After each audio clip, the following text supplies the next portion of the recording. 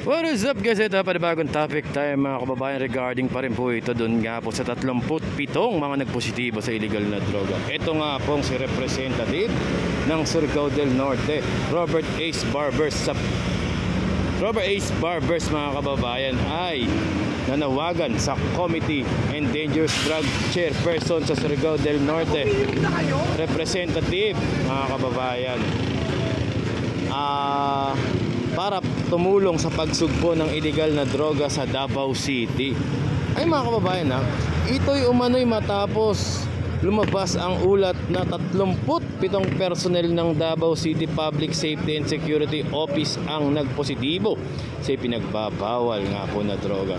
Ayon kay Congressman Barbers, kahit sa Davao naninirahan ang numero 1 kalaban ng illegal na droga, ay hindi pa rin ito nakaligtas, kaya patunay na seryoso ang problemang ito.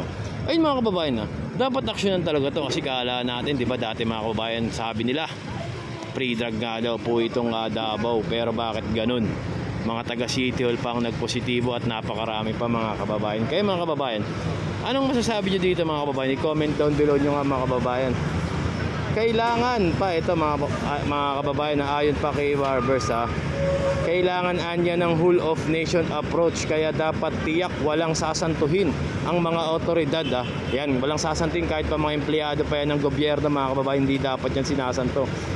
Upang matukoy ang ugat ng suliranin, dapat malaman saan nanggaling ito mga kababayan. Ito nga pong saan nanggaling yan nakukuha nilang mga pinagbabawal nga po na droga. Yan, sinuportahan ng kongresista si Davao City Mayor Basti Duterte sa paglaban sa illegal na droga. Dapat lang suportahan mo yan, lungsod mo yan dapat talagang kala natin malinis dyan, pero nakakalimutan mo yata Mayor Basti, sa bakura mo pa, napakarami pa mga empleyado mo pa ng City Hall.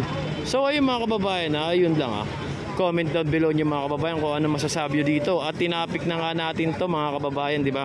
Kahapon naman po na nagpositibo nga po ang ilan dahil sa pagkakaroon ng random drug test mga kababayan. So ayun mga kababayan, comment down below nyo lang, and God bless us all sa inyo. Thank you.